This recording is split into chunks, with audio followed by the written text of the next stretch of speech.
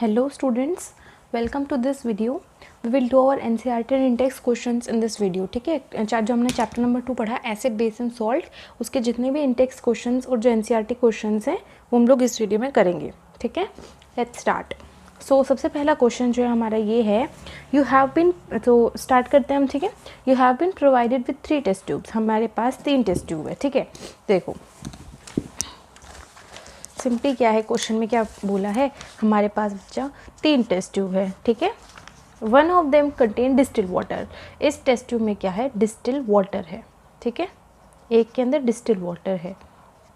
And the other 2 contain an acidic and A basic solution. और जो 2 है ना, उनमें से एक में एसिड है और एक में बेस है. ठीक, if you are given only red litmus paper, how will you identify the contents of each test tube. अगर हम लोगों को सिर्फ एक लिटमस पेपर दिया गया, सिर्फ रेड लिटमस पेपर, ठीक है, कौन सा पेपर दिया, रेड लिटमस, तो हम कैसे आइडेंटिफाई करेंगे कि कौन से में डिस्टिल है, कौन से में एसिड है, कौन से में बेस है. देखो कैसे चेक करेंगे हम. जो हमारे पास रेड है ना, रेड जो है हमें पता है बेस में कैसा हो जाता है, ब्लू, बेस में ब्लू हो जाता है. बेस में रेड लिटमस पेपर ब्लू हो जाता है. ठीक है, हमारे पास जो रेड है तीनों में डिप करके देखेंगे. जो एसिड है उसमें तो रेड ही रहेगा. ठीक है, और जो न्यूट्रल है, सॉरी जिसमें डिस्टिल वाटर है उसमें भी रेड ही रहेगा, क्योंकि डिस्टिल वाटर तो कुछ चेंज करेगा ही नहीं. ठीक, तो हम तीनों में डिप करके देखेंगे. जिसमें भी ब्लू हो गया वो हमारा क्या है, बेस है. मान लो इसमें ब्लू हो गया तो ये हो गया हमारा बेस. बचे हमारे पास ये 2, एक में एसिड है, एक में डिस्टिल वाटर है. ठीक है, अब हमारे पास लिटमस पेपर कैसा है, ब्लू कलर का, ब्लू हो चुका है ना वो इसमें डालने के बाद. अब हमारे पास ब्लू लिटमस पेपर है. अब हम ब्लू को इन दोनों में डिप करेंगे. ब्लू क्या होता है, एसिड में रेड हो जाता है, और डिस्टिल्ड वाटर में तो ब्लू ही रहेगा. अब जिसमें ये ब्लू से रेड हो गया वो हमारा एसिड है. मान लो इसमें रेड हो गया तो ये हमारा एसिड है. ठीक है, और जो बच गया वो हमारा डिस्टिल्ड वाटर है, सिंपली. ठीक है, देखो, take small volume of all 3 liquids in 3 test tube. हम तीनों टेस्ट ट्यूब में थोड़ा थोड़ा लिक्विड लेंगे. हम डिप करेंगे रेड लिटमस पेपर सेपरेटली. हम सेपरेटली अलग अलग में डिप करेंगे. इन ऑल द 3 हम तीनों में डिप करेंगे. The tube in which red litmus paper turns blue, मतलब ऐसी ट्यूब जिसमें जो रेड लिटमस पेपर है ब्लू हो जाता, वो क्या है हमारा, बेसिक.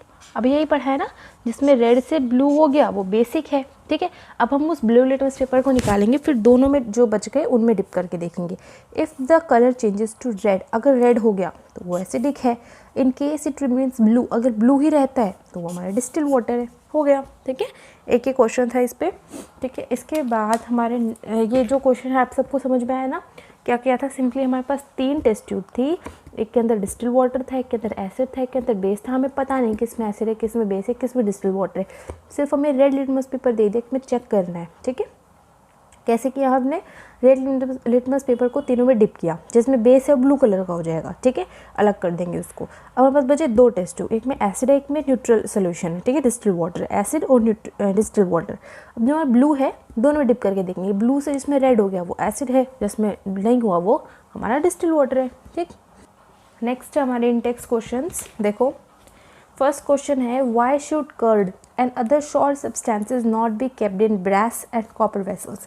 जो हमारे खट्टी चीज़ें होती हैं, ठीक है, एसिडिक चीज़ें जैसे कि कर्ड हो गया, शॉर्ट सब्सटेंसेज हो गए, उनको हमेशा ब्रास और कॉपर वेसल्स में ना रखने की एडवाइस दी जाती है. ऐसा क्यों होता है, क्योंकि जो ये हमारे जो कर्ड और शॉर्ट सब्सटेंसेज है ना, वो हमारे कॉपर वेसल्स के साथ और ये जो ब्रास के वेसल्स है इनके साथ रिएक्ट करते हैं. ठीक है, ये तो हमारा एसिड है और कॉपर क्या है, मेटल. और वेसल्स मतलब कि ये ऑक्सीजन के कंटेक्ट में तो आता ही होगा ना कॉपर, तो क्या बनाता है उधर, मेटल का ऑक्साइड. और एसिड और मेटल का ऑक्साइड, मेटल का ऑक्साइड कैसा होता है, बेस. मेटल का ऑक्साइड कैसा होता है, बेस. तो एसिड और बेस रिएक्ट कर जाते हैं, क्या बना देते हैं, मेटल का सॉल्ट, जो कि बहुत ही ज़्यादा टॉक्सिक होता है और पॉइजनस होता है. ठीक है, इसलिए जब हम खाते हैं तो हमारे लिए वो हार्मफुल हो सकता है. देखो, both curd and sour substances are acidic in nature. ठीक है, एसिडिक होते हैं. They react with copper vessels to form metal salt. Copper vessels के साथ रिएक्ट करेंगे, क्या बना देंगे, मेटल का सॉल्ट बना देंगे, जो कि टॉक्सिक होता है और पॉइजनस होता है. ठीक, therefore not advisable to keep them in metal container. इसलिए इनको कहा जाता है कि इनको मेटल के कंटेनर में ना रखें. ठीक है, नेक्स्ट क्वेश्चन है, which gas is usually liberated when an acid reacts with metal. देखो क्या क्वेश्चन पूछा है, कौन सी गैस रिलीज़ होती है जब कोई एसिड मेटल के साथ रिएक्ट करता है। एक एग्जांपल देना है, हम इस गैस को कैसे टेस्ट करेंगे। ठीक है, देखो हम लिख के देखते हैं। कोई भी एसिड ले लो, HCl, H2SO4, ठीक है, हमें इनको रिएक्ट करवाना है मेटल के साथ। ठीक है, ये पूछा है ना, एसिड और मेटल के साथ। मेटल ले लो कोई भी, एल्यूमिनियम ले लो, एल्यूमिनियम, जिंक, कुछ भी ले सकते हैं हम। ठीक है, HCl देखो, ये जब इसके साथ रिएक्ट करेगा तो बना देगा हमारे पास AlCl3 एंड हाइड्रोजन गैस। एक और देख लो, जैसे कि zinc plus HCl, ZnCl2 and hydrogen gas. Reaction भी लिख दिया, एग्जाम्पल भी लिख दिया। अब हमें पता करना है कि हम इस गैस को कैसे टेस्ट करते हैं। कैसे टेस्ट करते हैं आपको बताया था ना, हम इस गैस के पास बर्निंग कैंडल लेके जाते हैं, जलती हुई कैंडल लेके जाते हैं। अगर ये पॉप साउंड के साथ जलती है ना क्या लेके आएंगे हम, देखो यहाँ से मान लो ये गैस निकल रही है, ठीक है, इसके पास हम क्या लेके आएंगे, बर्निंग कैंडल लेके आएंगे। बर्निंग कैंडल जब लेके आए तो ये पॉप साउंड के साथ जलती है। ठीक है, इस तरीके से आवाज़ निकलती है पॉप की। ठीक है, और अगर ये आवाज़ निकली, इसका मतलब यहाँ पे कौन सी गैस है, हाइड्रोजन गैस है। ठीक, देखो metals are reactive in nature. Metals कैसे होते हैं, reactive. They react with dilute acid like HCl, H2SO4 to evolve hydrogen gas. कौन सी गैस रिलीज करते हैं ये, हाइड्रोजन गैस रिलीज करते हैं। एग्जाम्पल दे दो, जैसे कि कोई भी रिएक्शन लिख सकते हो, Zn plus HCl, ZnCl2 and hydrogen gas. The gas burn with pop sound. Gas pop sound के साथ जलती है जब हम एक burning candle is brought near it. ठीक है, this confirm the presence of hydrogen gas. इससे हमारे हाइड्रोजन गैस की प्रेजेंस कन्फर्म हो जाती है। ओके, इसके बाद है हमारा next question, metal compound A। ठीक है, कोई मेटल है A, रिएक्ट्स विद HCl। देखो साथ साथ लिखते रहो, A है, HCl के साथ रिएक्ट करता है। और ये जो A है ना, कोई मेटल है, पता है हमें, metal compound A reacts with HCl to produce एफर्वेसेंस।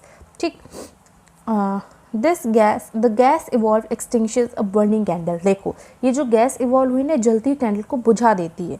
अब हमें पता है ये जो गैस होती है जलती हुई कैंडल को जो बुझाती है ना, वो हमारी CO2 गैस होती है। CO2 गैस बुझाती है। ठीक है, तो एक हमें मिल गया यहाँ से हिंट, क्या ये CO2 गैस है। Right, a balance chemical reaction equation for the reaction if one of the compounds formed is calcium chloride. एक चीज़ बता दी, यहाँ पे कैल्शियम क्लोराइड बन रहा है, CaCl2 प्लस CO2। यहाँ से हम हिंट मिल रहा है कि हमने एक रिएक्शन पढ़ी थी। कौन सी पढ़ी थी, जब हम मेटल कार्बोनेट के साथ एसिड मिलाते हैं तो क्या बनता है, हमें ये बनता है और CO2 गैस रिलीज होती है, वाटर रिलीज होता है। ठीक है, तो देखो मेटल का कार्बोनेट है, मेटल कौन सा इधर दे दिया, कैल्शियम, कैल्शियम का कार्बोनेट CaCO3। आंसर क्या आ गया हमारा, CaCO3 plus HCl, CaCl2, CO2 and water. ठीक, देखो the gas evolve with brisk effervescence and extinguishing fire, it is CO2 gas. ठीक है, अगर इनमें से एक सब्सटेंस कैल्शियम क्लोराइड है, इसका मतलब कैल्शियम जो सब्सटेंस A है वो क्या है, हमारा कैल्शियम कार्बोनेट। ठीक है, अब देखो कैल्शियम क्लोराइड और CO2 गैस दोनों मिलकर क्या बनते, देखो CaCl2 CO2, इन दोनों को देख के क्या लग रहा है, CaCO3। सिंपल सी चीज़ है ना, देख के पता लग रहा है क्या था वो। ठीक है, नेक्स्ट क्वेश्चन देखो, यहाँ तक सबको समझ में आया ना। इधर देखो, why do HCl and HNO3 show acidic character in aqueous solution while solution of compounds like alcohol, glucose do not show acidic character। मतलब जो एसिड हो गए ना, जैसे हमने एक एक्टिविटी करी थी ना, 4 चीज़ें ली थी, HCl, HNO3, ग्लूकोज और एल्कोहल, चारों के साथ हमने करंट पास करके देखा था। इन दोनों में तो बल्ब ग्लो कर गया था, इन दोनों में नहीं किया था। तो पूछा कि इन दो के अंदर ही एसिडिक कैरेक्टर शो क्यों होता है, इन दो के अंदर क्यों नहीं होता है। क्यों, क्योंकि ये जो दो है ना, HCl और HNO3, ये एक्वस सोल्यूशन के अंदर H पॉजिटिव आयन देते हैं, जबकि एल्कोहल और ग्लूकोज नहीं देते। ठीक है, सिंपल सी चीज़ है, HCl, HNO3 release H positive ion in aqueous solution, लेकिन एल्कोहल और ग्लूकोज नहीं करते।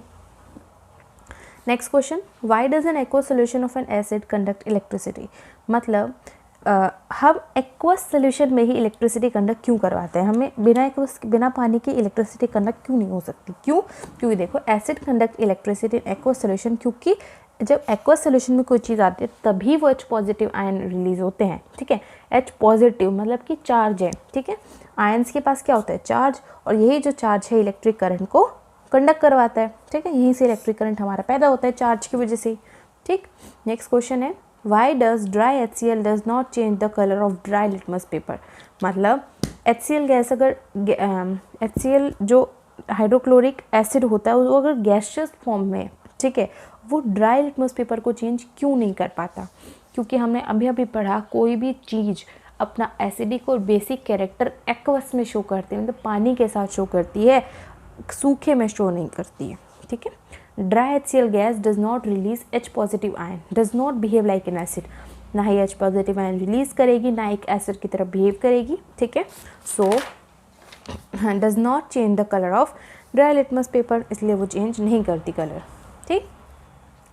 नेक्स्ट क्वेश्चन देखो, while diluting an acid, why is it recommended that the acid should be added to water, not water to the acid? ये मैंने आपको पढ़ाया था ना, ये रिकमेंड किया जाता है कि डाइल्यूशन के टाइम पे हमेशा एसिड को पानी में डाला जाता है, पानी नहीं डाला जाता एसिड के अंदर, ठीक है।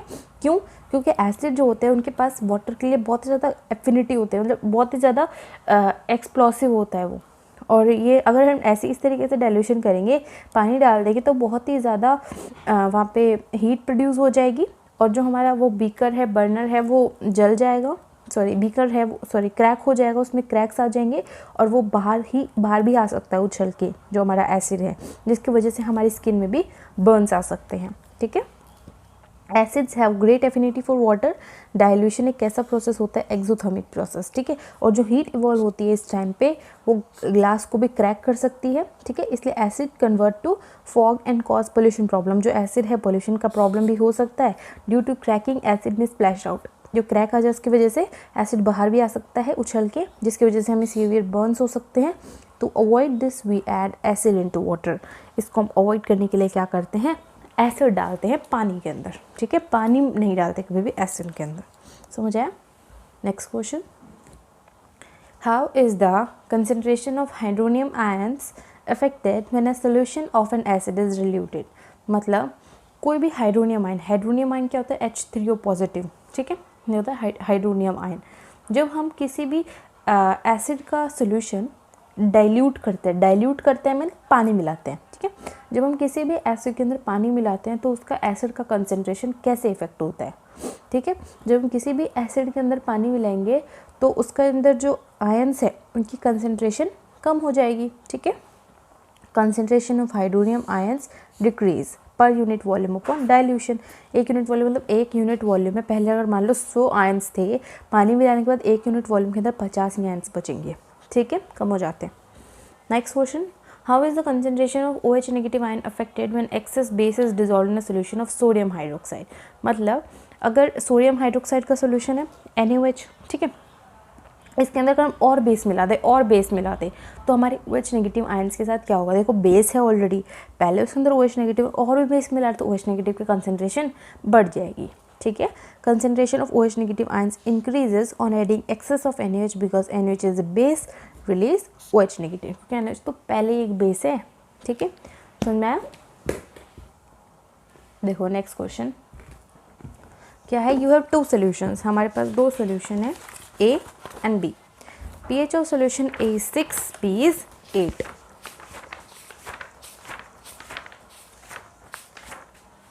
देखो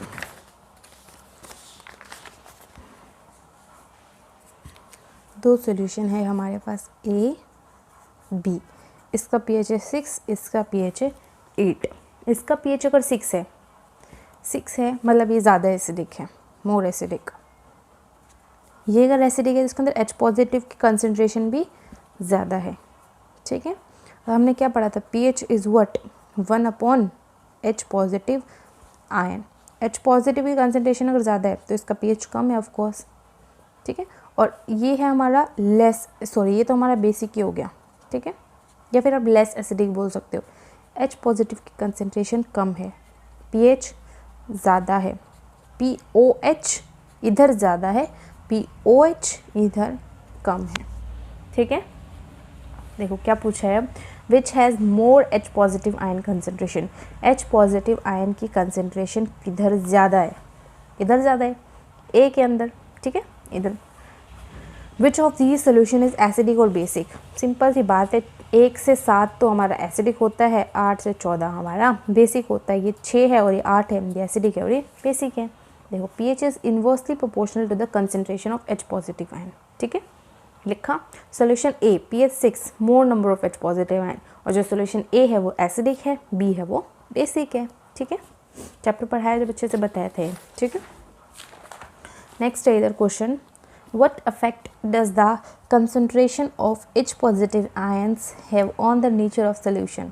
मतलब किसी भी सोल्यूशन के नेचर पे H पॉजिटिव आयन का क्या नेचर होता है, मतलब क्या इफेक्ट पड़ता है। मतलब H पॉजिटिव आयन डाल रहे तो उस सोल्यूशन का नेचर में क्या चेंज आ रहा है। नेचर मतलब वो एसिडिक बन रहा है या बेसिक बन रहा है।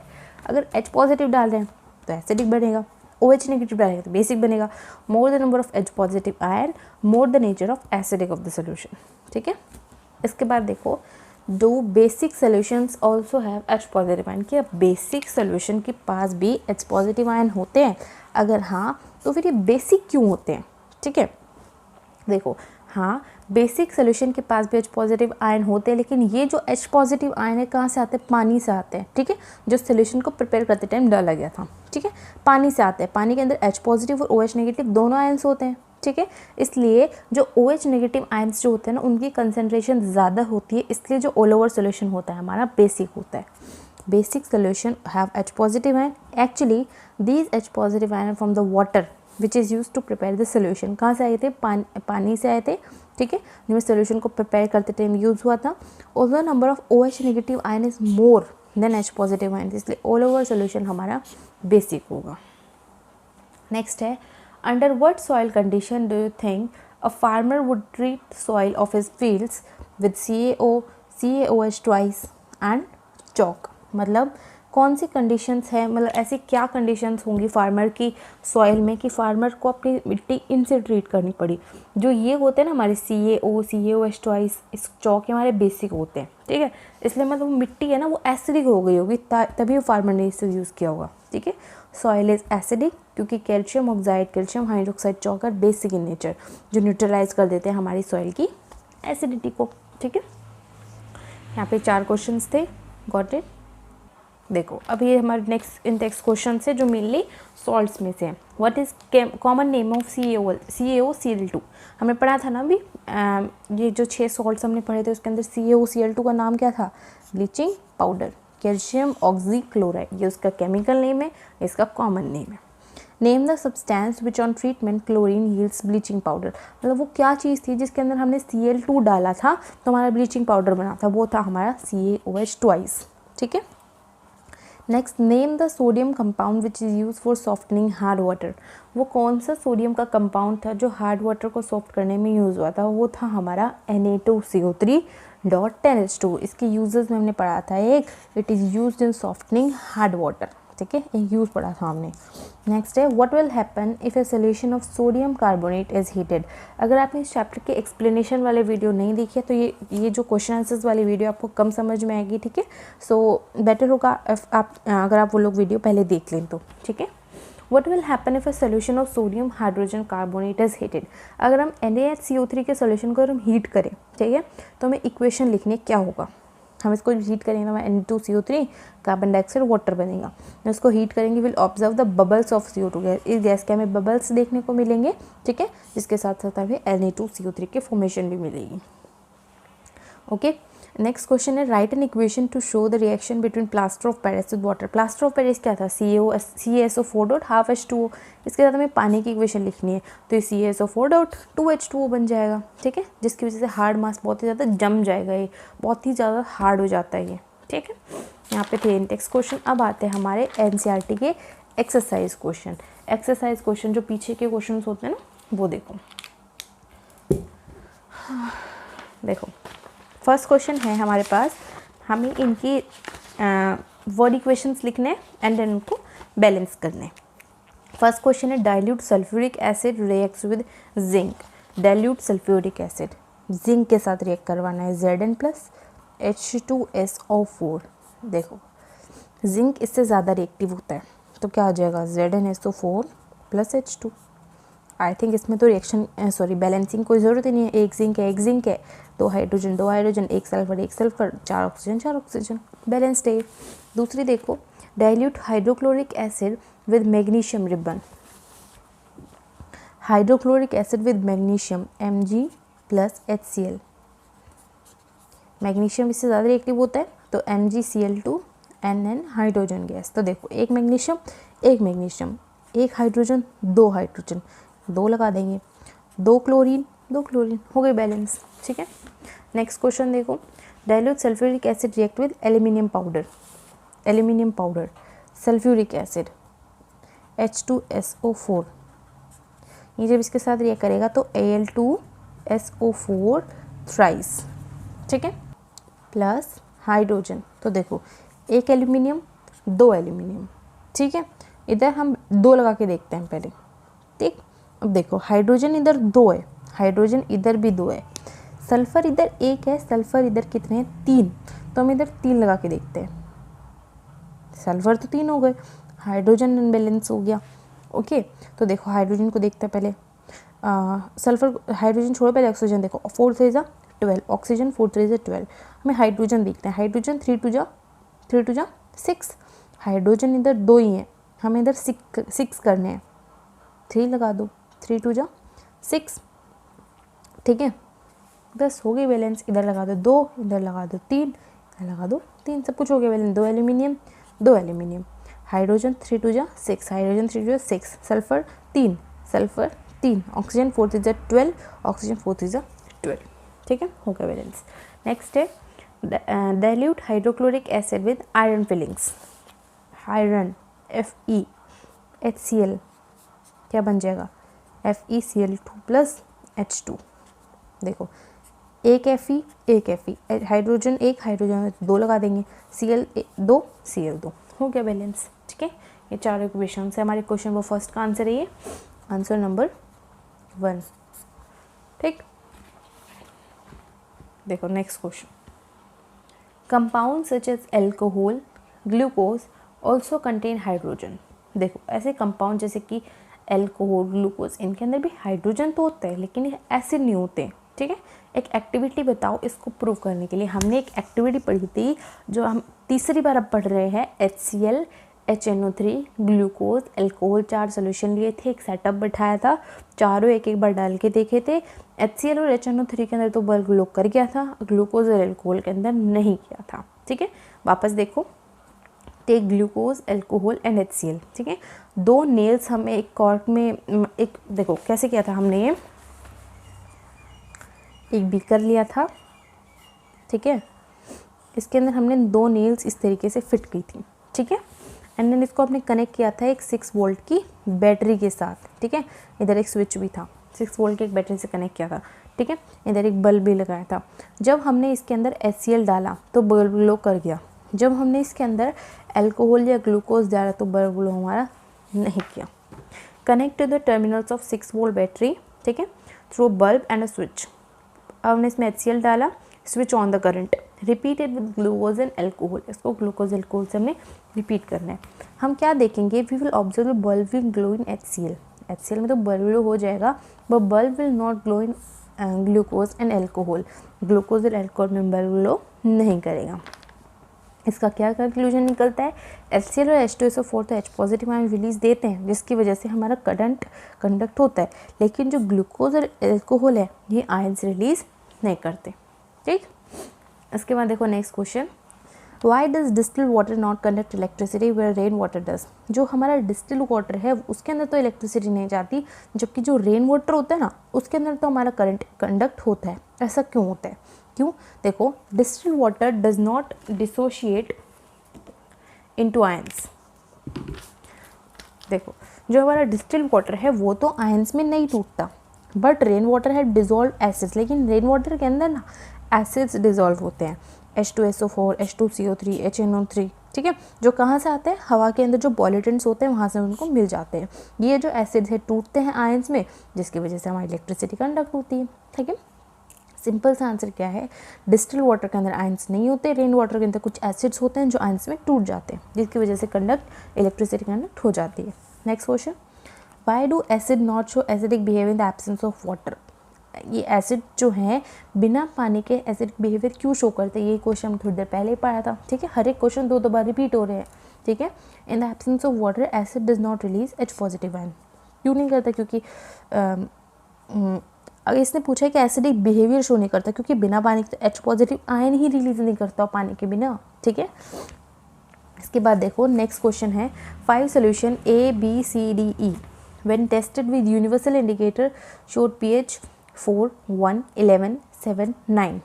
देखो क्या क्वेश्चन है, हमारे पास 5 सोल्यूशन है, 5 A B C D E, पाँचों का pH दिया गया है 4, कितना था 4, 1, 11, 7, 9, 1, 11, 7, 9। देखो ये हमारा एसिडिक है, ये एसिडिक है, इन दोनों बेस है, सॉरी ये दोनों बेस हैं एंड ये हमारा न्यूट्रल है।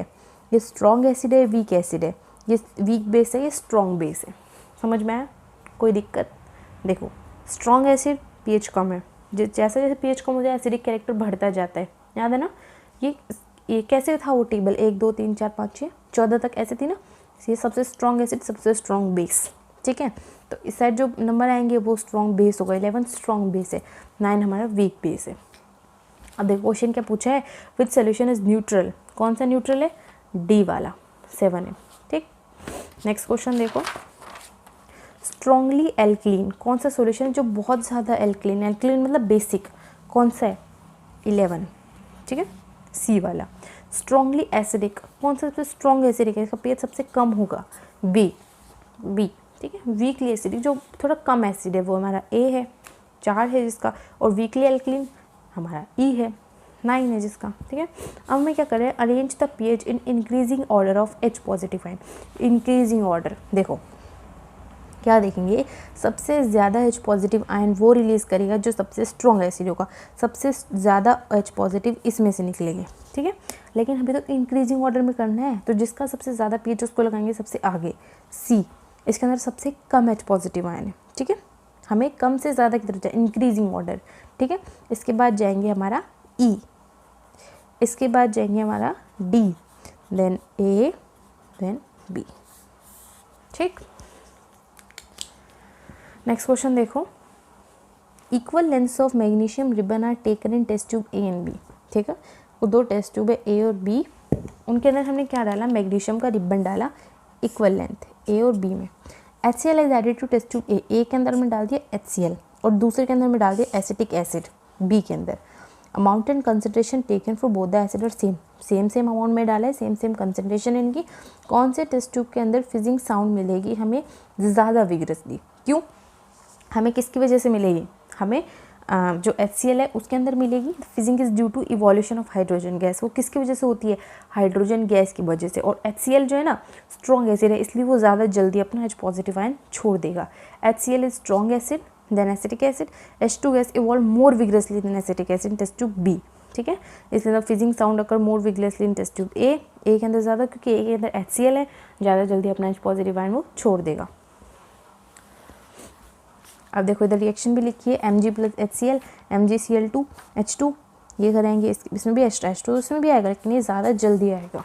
नेक्स्ट क्वेश्चन है, fresh milk has a pH of 6। जो फ्रेश मिल्क होता है ना उसका pH होता है 6। How do you think the pH will change as it turns into curd. अब आप कैसे बताओगे, कैसे कह सकते हो, जो वो जैसे वो मिल्क हमारा कर्ड में चेंज होता है pH पे क्या फ़र्क पड़ता है। देखो जैसे ही जो हमारा मिल्क है कर्ड में जाएगा, एसिडिक कैरेक्टर उसका बढ़ेगा, उसका pH डिक्रीज हो जाएगा। ठीक है, when milk changes into curd, जब मिल्क कर्ड में चेंज होता है हमारा जो pH है डिक्रीज हो जाता है। The lactose sugar of milk convert into lactic acid. ठीक है, शुगर हमारी एसिड में कन्वर्ट हो जाती है और pH को डिक्रीज कर देती है। नेक्स्ट क्वेश्चन देखो, a milkman adds a very small amount of baking soda to fresh milk. जो एक मिल्कमैन है थोड़ा सा बेकिंग सोडा डालता है फ्रेश मिल्क के अंदर। Why does he shift the pH of fresh milk from 6 to slightly alkaline. वो जो मिल्कमैन है बेसिक सोडा तो बेसिक कैरेक्टर होता है ना, तो क्यों डालता है उसके अंदर, ताकि मतलब थोड़ा सा एल्कलीन उसको करने के लिए क्यों डालता है, एल्कलीन मतलब basic. Fresh milk is acidic, जो हमारा फ्रेश मिल्क होता है एसिडिक होता है, जिसका pH होता है 6। Slowly with the time pH decrease due to formation of lactic acid, धीरे धीरे जो हमारा pH है ना डिक्रीज होता जाता है, उन्हें लैक्टिक एसिड बनता जाता है। इसलिए हम बेकिंग सोडा डालते हैं, वीक बेस डालते हैं, ताकि जो लैक्टिक एसिड का इफेक्ट है वो न्यूट्रलाइज हो सके और जो हमारा मिल्क है खट्टा होने से बच सके। ठीक है, नेक्स्ट क्वेश्चन देखो, why does the milk take a long time to set as the curd. Milk को कर्ड बनने में टाइम क्यों लगता है। बेकिंग सोडा जो होता है बेसिक होता है, ये कह रहा है कि बेकिंग सोडा डालने के बाद क्यों टाइम लगता है, क्योंकि कर्ड बनने के लिए हमें एसिडिक कैरेक्टर चाहिए ना, ज़्यादा एसिडिक, लेकिन हमने क्या डाल दिया, बेसिक सोडा डाल दिया, मतलब बेसिक कर दिया उसको। ठीक है, बेसिक होता है और एंड मेक मिल्क बेसिक, जिसकी वजह से हमारा दूध बेसिक हो गया। And it take longer time to achieve acidic medium, उसका एसिडिक मीडियम लेने में बहुत टाइम लगा वापस से, ताकि वो कर्ड में सेट हो सके। नेक्स्ट क्वेश्चन है 13, plaster of Paris should be store in a moisture proof container. Plaster of Paris को ऐसी जगह क्यों रखते हैं जहाँ पे मॉइस्चर ना आ सके, एक्सप्लेन करो। देखो, it will set in to hard mass with water. जो हमारा प्लास्टर ऑफ पेरिस है अगर 3/2 मॉलिक्यूल्स के साथ जुड़ जाएगा तो CaSO4 2H2 बना देगा, जो कि बहुत हार्ड होता है, जिसके में जिप्सम बन जाता है। नेक्स्ट है व्हाट इज न्यूट्रलाइजेशन रिएक्शन, बहुत ज़्यादा हार्ड ना बन जाए इसलिए हम उसको रखते हैं मॉइस्चर प्रूफ कंटेनर में। नेक्स्ट हमारी न्यूट्रलाइजेशन रिएक्शन क्या होती है। न्यूट्रलाइजेशन रिएक्शन वो होती है जब एसिड बेस के साथ रिएक्ट करता है सॉल्ट और वाटर बनाने के लिए। ठीक है, 10 बार पढ़ाया ये। Acid react with base to form salt and water is called neutralization reaction. दो हमने एक एग्जाम्पल लिख दी। ठीक है, ये रिएक्शन भी बहुत बार बताइए। नेक्स्ट है give 2 important uses of washing soda and baking soda. Washing soda और बेकिंग सोडा के एग्जाम्पल बताइए, सॉरी यूजेस बताइए। Washing soda as a cleansing agent use करते हैं और हार्डनेस ऑफ वाटर को रिमूव करने के लिए। ठीक है, बेकिंग सोडा को एज अ एंटासिड यूज़ करते हैं, बेकिंग पाउडर में यूज़ करते हैं। ठीक है, हो गए हमारे 2 यूजेस। इसके बाद है हमारे कुछ एक्स्ट्रा क्वेश्चंस इस चैप्टर के। ठीक है, देखो एनसीईआरटी क्वेश्चंस हो गए, अब हम पढ़ेंगे कुछ एक्स्ट्रा क्वेश्चंस। देखो यहाँ पे कुछ टर्म्स है जिनके हमें डेफिनेशन बतानी है। देखो डिफाइन द टर्म्स। फर्स्ट है हाइग्रोस्कोपी, देन है डिलिक्वेंस, फिर है एफ्लोरेसेंस। हाइग्रोस्कोपी क्या होता है, it is a property when salt exposed to atmosphere it will absorb moisture but do not dissolve in it। ये वो प्रॉपर्टी है जब हम किसी सॉल्ट को एटमॉस्फेयर में छोड़ते हैं तो उसका मॉइस्चर तो एब्जॉर्ब कर लेता है लेकिन उस मॉइस्चर में डिज़ोल्व नहीं होता, इसको बोलते हैं हाइग्रोस्कोपी। उसके एग्जांपल है जैसे कि CaO और H2SO4। नेक्स्ट हमारा डिलिक्वेंस, ये वो प्रॉपर्टी है when salt exposed to atmosphere it absorb water to form solution। मतलब ये वो प्रॉपर्टी है जब हम सॉल्ट को एटमॉस्फेयर में एक्सपोज करते हैं, बाहर लेके आते हैं तो वाटर को एब्जॉर्ब कर लेता है और फिर क्या बना देता है, सॉल्यूशन बना देता है, जैसे कि हमारा NaOH है और KOH है। नेक्स्ट है efflorescence. Salts when expose to atmosphere they lose water of crystallization. ऐसे सॉल्ट जिनको हम एटमॉस्फेयर में छोड़े तो अपना वाटर ऑफ क्रिस्टलाइजेशन, उनके पास पानी के मॉलिक्यूल्स है वो छोड़ देते हैं, लूज कर देते हैं। ठीक है, इस प्रॉपर्टी को बोलते हैं एफ्लोरेसेंस। इसका एग्जांपल है CuSO4 और 5H2O, Na2CO3 और 10H2O। इसको छोड़ देंगे, इसको छोड़ देंगे। ठीक है, नेक्स्ट है हमारे पास why the POP is written as CaSO4.5H2O। How is it possible to have half water molecule. Half water molecule कैसे पॉसिबल है, हम उसको ऐसे क्यों लिखते हैं।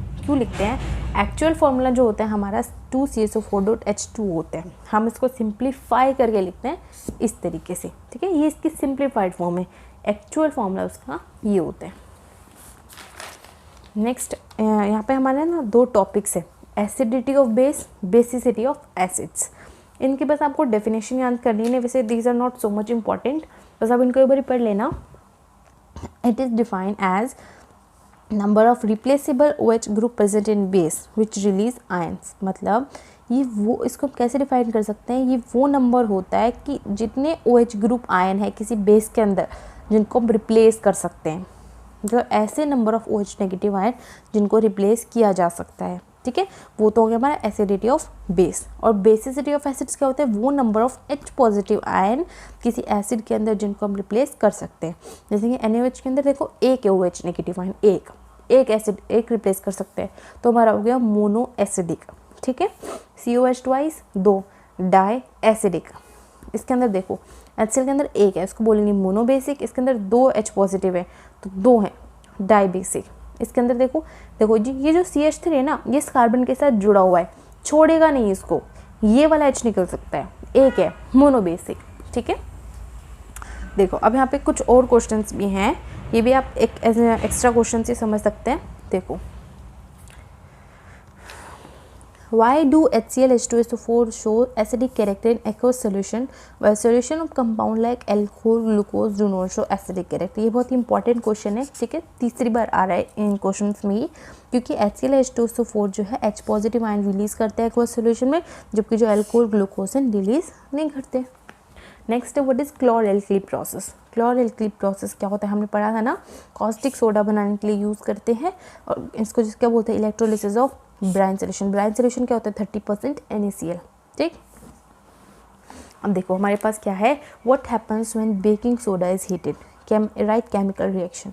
बेकिंग सोडा NaH से होते हैं, उसको हीट करना है, Na2CO3 बनेगा, CO2 बनेगा एंड वाटर बनेगा।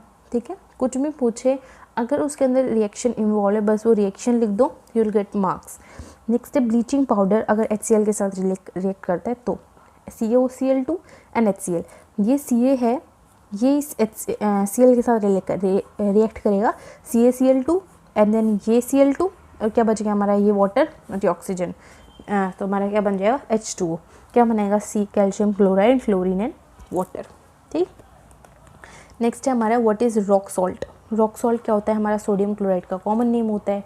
नेक्स्ट है ऑल्फैक्टरी इंडिकेटर। ऑल्फैक्टरी इंडिकेटर क्या होता है, ऑल्फैक्टरी इंडिकेटर वो होता है जो हम अपने स्मेल से डिटेक्ट करते हैं। In these indicator substances classified as acid base neutral by smell. ठीक है, नेक्स्ट है हमारे पास why does dry HCl does not change the colour of dry litmus paper. Dry HCl gas क्यों चेंज नहीं करती, क्योंकि HCl जो है H पॉजिटिव आयन सिर्फ वाटर की प्रेजेंस में ही रिलीज करता है। ठीक है, बेस भी वाटर की प्रेजेंस में OH नेगेटिव रिलीज करेगा। तो 2 क्वेश्चन है, 2 इक्वेशन लिखनी है। जिप्सम को हीट कर रहे हैं 100 डिग्री सेल्सियस पे, CaSO4 2H2O इसको हमने सिर्फ हीट किया है, बस वो अलग अलग पानी के मॉलिक्यूल्स में टूट जाएगा। Cl2 is mix with dry calcium hydroxide, CaOH2 Cl2, बस वही ब्लीचिंग पाउडर की प्रिपरेशन वाली रिएक्शन है। ठीक है, what type of soil is treated with slack lime और चॉक, मतलब कैसी टाइप की सॉइल जो है इसको हम स्लेक लाइम से ट्रीट करेंगे। स्लेक लाइम कैसा होता है, बेसिक होता है, तो मतलब कैसी सॉइल होगी, कैसी सॉइल होनी चाहिए इनसे ट्रीट होने के लिए, एसिडिक होनी चाहिए। ठीक है, ताकि वो हमारी सॉइल की एसिडिटी को न्यूट्रल कर सके। What is tooth decay. Tooth decay क्या होता है, tooth decay is cause when we do not do brush. जब हम ब्रश नहीं करते हैं तो हमें क्या हो जाता है, टूथ डिके हो जाता है। हमारी जो टीथ की जो ऊपर वाली लेयर होती है वो एसिड के साथ रिएक्ट करती है एंड देन कोरोड हो जाती है। ठीक है, उस ऊपर वाली लेयर को बोलते हैं इनेमल, जो कैल्शियम फॉस्फेट के साथ से बनी होती है। ठीक है, और इसको बोलते हैं हमारा टूथ डिके। नेक्स्ट क्वेश्चन है what are hydrated salts. Hydrated salts क्या होते हैं, ये वो सॉल्ट होते हैं जिनके अंदर मॉलिक्यूल्स ऑफ वाटर होता है, जैसे कि COH ट्वाइस, CaSO4 और 5H2O। ठीक है, यहाँ पे हमारे चैप्टर कंप्लीट होता है, सारे NCERT क्वेश्चंस हमारे कंप्लीट होते हैं इधर। ठीक है, सो नेक्स्ट वीडियो में हम अपना chapter number 3 metals and non metals पढ़ेंगे। If you like this video then subscribe my channel. And इस चैप्टर के जो नोट्स हैं जो मैंने आपको पढ़ाए एंड जो क्वेश्चन आंसर्स हैं, इनकी लिंक आपको डिस्क्रिप्शन में मिल जाएगी, वहाँ से आप इनके PDF डाउनलोड करके वो वहाँ से अच्छे से पढ़ सकते हैं। ठीक है, थैंक यू।